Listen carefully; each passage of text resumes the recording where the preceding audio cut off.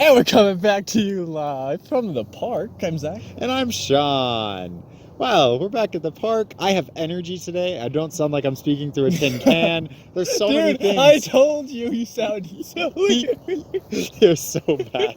It was so bad. I was like, okay. I was like, well, at least I'm finally quiet. People don't have to hear my voice quite as well. You know what we should have done? What's that? I should have just put text-to-speech on it instead. Yeah, that would have been up to you, because that's a lot of text-to-speech, Sean. That's a lot. But yeah, man, here we are. We're back at the park on a bright... Well, I wouldn't say that. Beautiful... It's a day. It's a cloudy day. It's a cloudy day. A little bit of wind. Yeah. But overall, it's one of those nice. days where, like, it's cloudy and, like, the sun is behind the clouds in such a way that you have to squint at all times. Yeah. You know what I mean? Yeah. This is one of those things that I've never spoken of or tried to describe. But you know exactly what I'm talking about, right? Where it's like, why is it so bright? There's so many. It's gray. Everything's gray. I mean, like... That's just me every day I walk outside. I haven't seen the sun in like a year, so I'm just like... But like, you know, but when I feel you. When it's just like a clear sunny day and the sun's just up in the sky and you just, if you don't look at it, like, it's fine. But like, if you look at it, obviously you're gonna squint. But like, if you don't look at it, you're just like, all right, today's a normal day. But like, a day like today, it's all cloudy. It just seems like the light penetrates whichever direction I look. Now, Sean, I'm not a weatherologist, do anything. Yeah, you get on it. Go ahead. But listen, the clouds are white, okay? Yes, keep going. Yes. And so the sun hits the clouds, which are already a white color, like a bright color. It just makes it even brighter. And there it is. The moon That's the end. hits the eye like a big pizza pie. You summed it up perfectly. I'm proud as soon as you you said the sun hits the clouds, I stopped listening because I just wanted to say that. You're like, Zach, stop talking. I was like, I have something important to say. This is a good one. People are gonna love it. People will finally like me again. Please like me. Comment in the comments down below if you actually like Sean. You know what's funny? Okay, so I went back and I listened to a bunch of different Spicy Nugs, right? And I noticed on one there was a dislike, and I was like, why is there a dislike? Yes. I was like, why? Who on earth would take the time? And then, and then I hear in the video, I can't remember what it was, but I think it was like, I want you guys to dislike this video. Go ahead and give it some dislikes. And I was like, that was Corby. That had to be Corby. We got our first dislike. Oh my god. Oh my god. This is like a monumental occasion. I mean, it was from like last year, but like I didn't know about it till now. So me neither, right? So you know, Sean, I feel like in the beginning of the semester we talked a lot about our upcoming like our 100th episode. Oh, I'm sure we've passed that by now. No, actually, we haven't. Is this it? This is it. Okay, this is crazy. This is actually no. You know what? We did pass it. Now that I think about it, you know what happened? This would have been it, but the Spicy Nugs Nights. So this is the 101st. This is number 101. Last episode, the tin can episode, was 100. Yes! That's incredible. Oh. Wow. If you count it up if you go and look at the playlist and count it up, it's actually wrong, because I noticed for some reason episode 8 of semester 2 is in the semester 1 playlist and in the semester 2 playlist. What? I have no idea why. What did you do, Sean? I don't know how it happened. You broke. But it's fine. I figured it out, and yeah, this should be 101, I'm pretty sure. Wow. So tin can 100. Tin can 100, baby. The tin can special, baby. Yeah, but today's 101. How does it feel to be in triple digits again? But still, it feels the same as last episode, if I'm being honest. Well, you can hear my beautiful voice this time. Not that right. Up straight.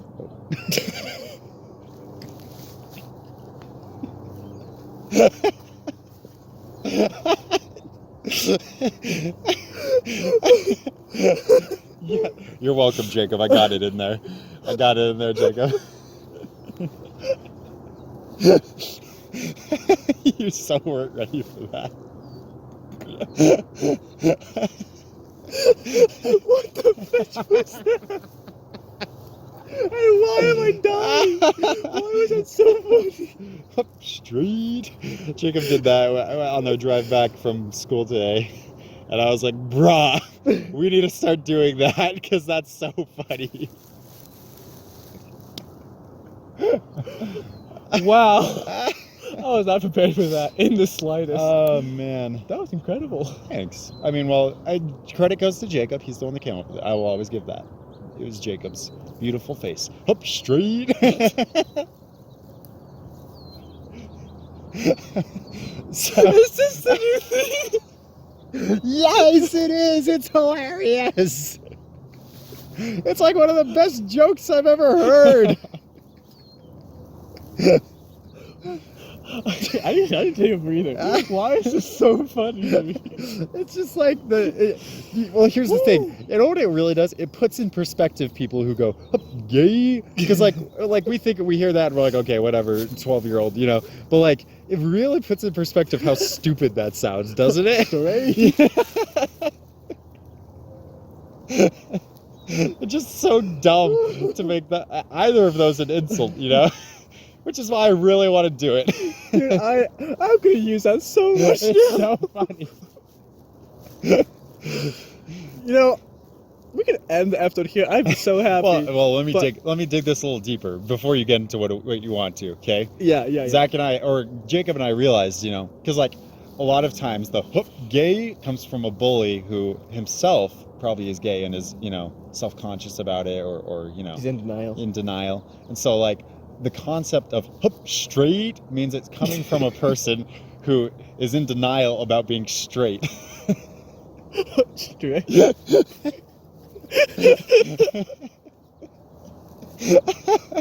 Oh my gosh. Okay, that's all. That's the layers. Are you sure there's not another layer? I'm sure we could find more, but it sounded like you were about to go off on something. What just happened? Did I spit in your face? Spat right in my eyeball!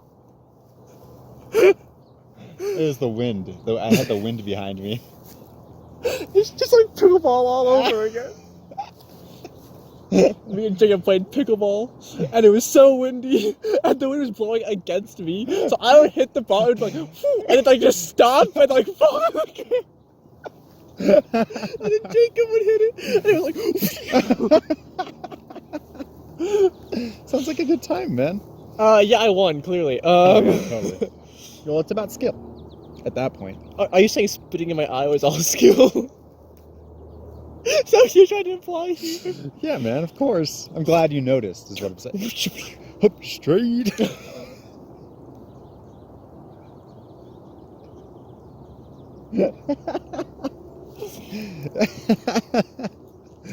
All right. Anyways. Did you have somewhere to go with this episode? I mean, I did. It's no big deal. I did. How much time do we have? Like 10 minutes. We're there. Dude! We just barely hit 10 We are minutes. so exactly. good. We're kind of on schedule for a normal Spice Night. How do we do it? The world may never know. We've done this 101 times. Well, I've done this 101 times. You've missed a few. Well, I mean, I was there in spirit, so... You were there in text-to-speech. Exactly! I was there, Sean. I was there. I can go listen to it. You said I was there. Except for not the Gotham Valley one. Well, I was there, too.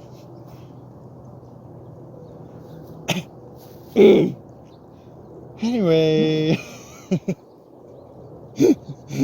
Okay. Yeah. I'm ready. Lay it on me. Give me your deep thoughts. Dude, this is the second time in a row I'm talking about movies. This is incredible. Present it to me. Go All on. right. Ba ba ba ba beedla beedla beedla beedla ba beedla beedla beedla beedla beedla ba. Anyways, Is that the SpongeBob? It's the first SpongeBob episode. Oh, okay. When the Krabby Patty's like slowly coming into view. Anyways, wow. Movies. A movie. I want to talk about tropes. Yes. Are tropes good? Are tropes bad? Can they be done good? If you say no, tropes in general are bad, can they be done good? Anyways, everything tropes, and I don't want wow. Okay, I figured it out. Wording. How dare you? I don't know what I'm on today. But Oh man. so like, I came to the conclusion because I'm watching a series right now called The 3%, Okay. and they have like a few character tropes, but like I feel like they're actually done well. Hmm. And also, I was watching it, and a scene came where I don't want to spoil anything, but so let's just go to like a different example of, you know, when like something happens in a film, but you know it's not gonna matter, and they're gonna overcome it later in the film or something. I hate when this happens in Right. movies. I'm just Yeah.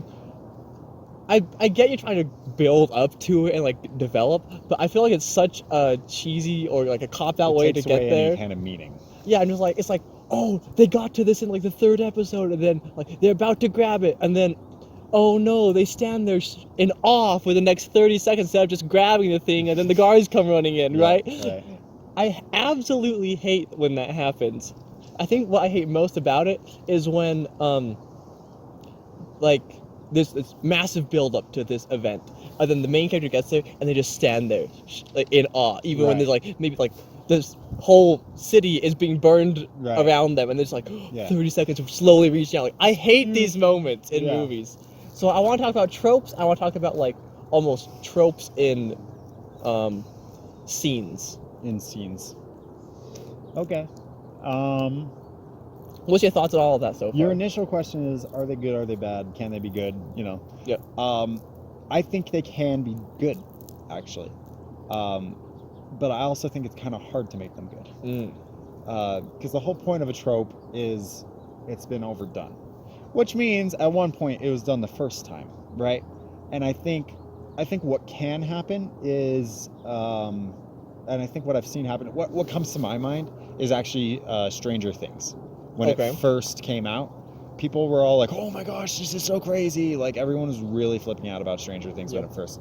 And what it really boils down to, in my opinion, with Stranger Things, what people liked about it was it reminded them of tropes in movies and TV shows from when they were kids in the 80s.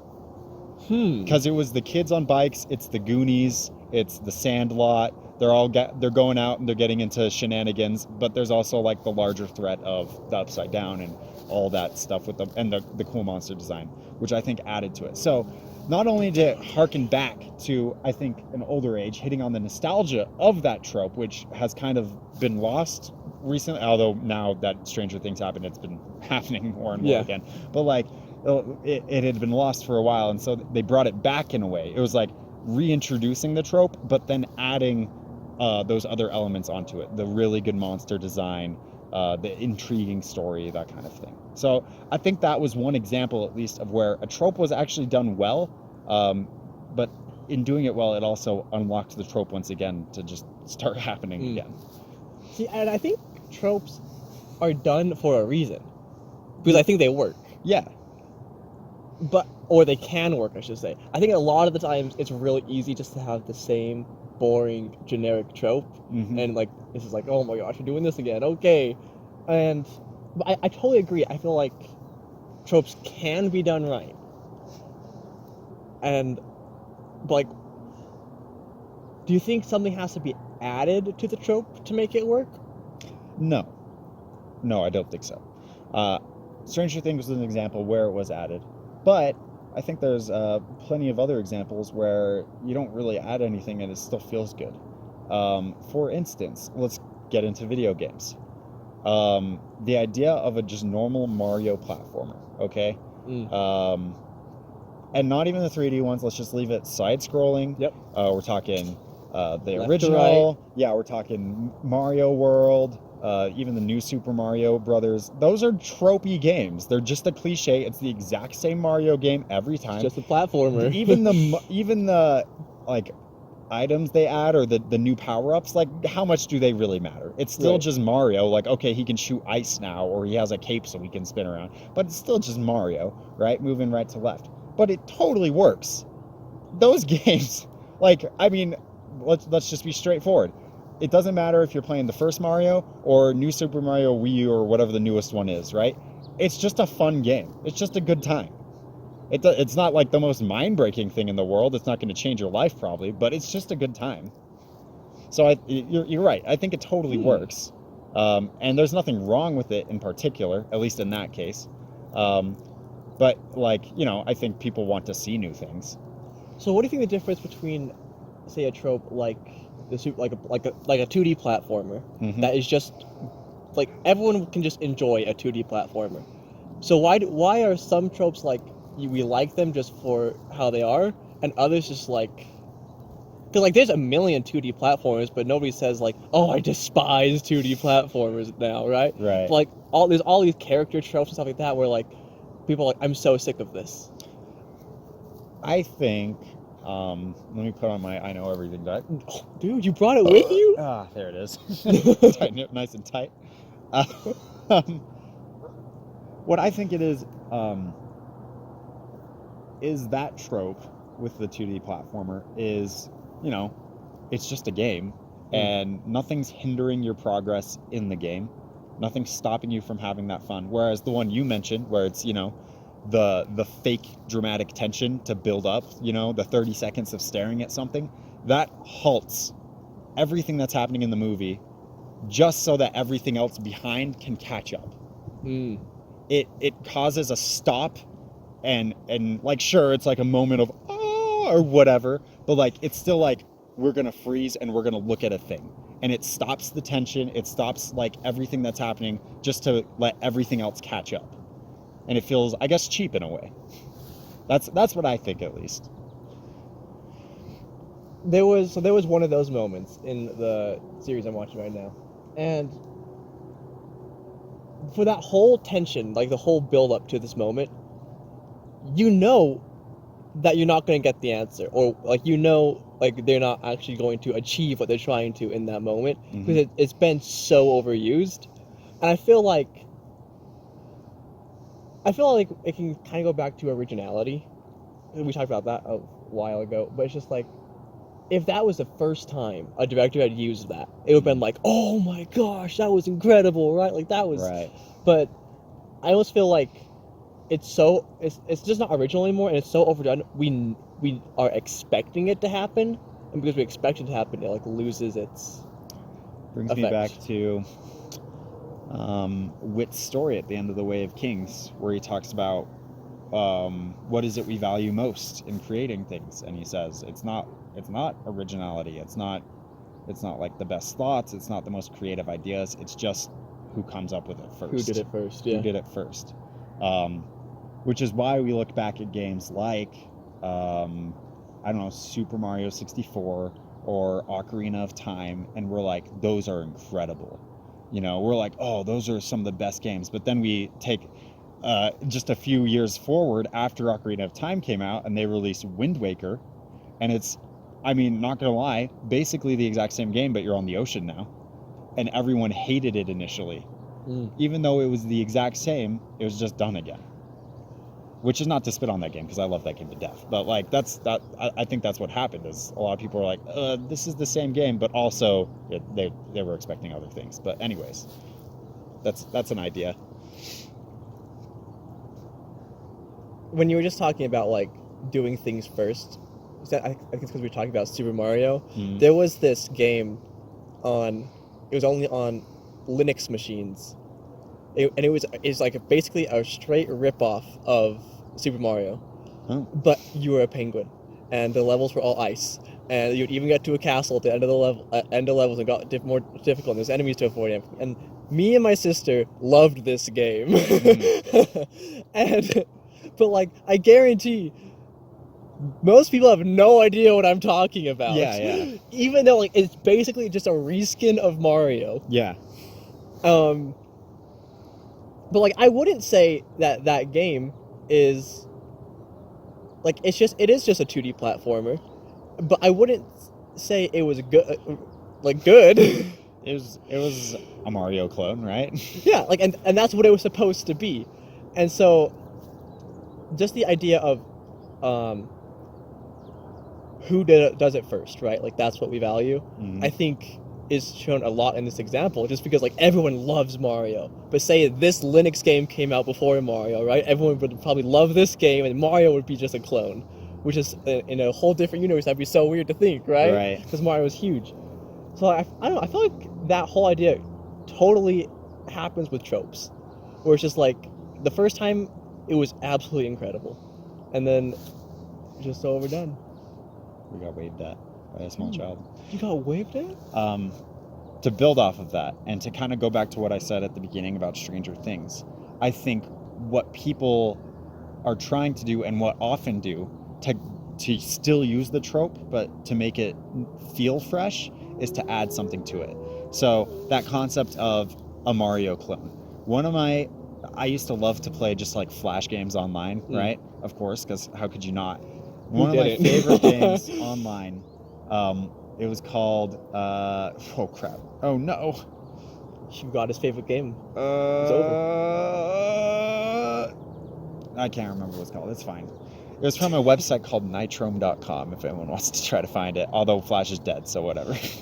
But the concept of the game was it's like an NES game port, and they put in the game, and it's a 6-game-in-1 port, and it breaks. And so it glitches, and all the games are mashed together, and like there's like lines in the world where you transfer into a new game, and you solve puzzles by changing into different games. That's awesome. Right? What the? But all it was is you start off and you're a bunny, and it's Mario. There's blocks, you hit them, you collect like carrots. It's the exact same thing as Mario. But then you jump through a thing, and now you're in like one of those space shooters that scrolls side to side and you're shooting things. It's just another space shooter, but it feels fresh and new because when you shoot and it leaves the thing, it turns into like a little fire thing from Mario. Oh, right? Geez. So they interact with each other, but it's just the same tropes. It's the exact same trope, but thrown together. Introduced in a new way. Dude. So I think that without, like, they didn't add anything to the tropes, but I think that's what a way to make tropes interesting again is to present them in a new way. I thought that was one of the most incredible games ever made. But it's probably not that interesting, to be honest, but like I still think it's really cool. Just hearing that makes you want to play it. Yeah. But it's gone. Flash is dead. I'll never get to live this moment. Yeah. No. Maybe I have an old computer lying around somewhere. Flash is not uninstalled. Anyways. We'll pray. I like that. Good talk, Sean. Yeah, I good think talk about tropes. We're there. That was it. We've done. You know what we need to talk about is just our tropes of our videos. 10 minutes on the dot. Literally, I saw it change to 10 minutes as soon as we started talking about this stuff. Is Spicy Nugs just a trope Spicy now? Nugs, we've created just a trope of talk nonsense for 10 minutes and then talk about something mildly interesting maybe for another 10 to 15. And there's no guarantee. We're just a trope. We need to do something new to spice it up. I mean, we added thumbnails recently. That was last semester. Okay, well, it feels recently. Recently, meaning 30 videos ago. I mean, we have 101 now, Sean. That's pretty recent in the grand scheme of things. But, like, it was like 6 months now. I hate you. All right, well, anyways, what else? Anything else? Straight. Thank you all so much for watching. I'm still Zach. I'm still Sean. I was gonna say that. We'll see you next time. How dare you? Zach is right. Zach is always right. Sean is wrong. Always very wrong. Sean is right. Sean is always right. Zach is wrong. Zach is very wrong. Do do do do do do do do. Every day, like a team, you know, like a family, like we used to. It's been a little while good old days. since we've sat here and held hands and kissed a little bit. But, what? Sean, you can't tell the people that. Sean, cut that out. Replace it with something. Replace it with this here. Since we've sat here and licked. No. Why would that be the only verb that would come to mind? Why would that be the one? We see, Sean, it's all in your subconscious. It really... Hello? Hello? Mr. Freud, are you there?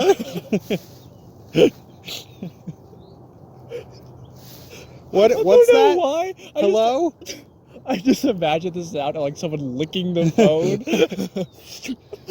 Mr. Freud, I'm gay? What? Sean, you didn't tell me. Nah. I'm marrying a woman. So, as much as I want to be. Oh. I think Clay's gonna be so disappointed, but I mean... I think Clay's not that interested in me. I mean, I think he calls us ugly on like a regular basis. He does. And you know what? At first I was like, yeah, this is great, but now it hurts. I'm just kidding. The pain. All I've ever wanted in life was for Clay to find me attractive. Okay, never mind. No, whatever.